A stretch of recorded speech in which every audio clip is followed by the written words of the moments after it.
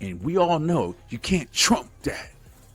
Full-time demeaning and engaging in personal grievances and it being about him instead of the American people. People are tired of that. If that's the case, why is half the country supporting him? Why is he beating you in a lot of swing states? Why, if he's as bad as you say, that half of this country is now supporting this person who could be...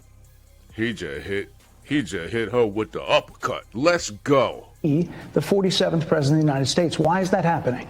This is an election for president of the United States. It's not supposed to be easy. I know, but it's not supposed to be. It is not supposed to be a cakewalk for anyone. So are they misguided, the 50%? Are they stupid? What is it? I would never say that about the American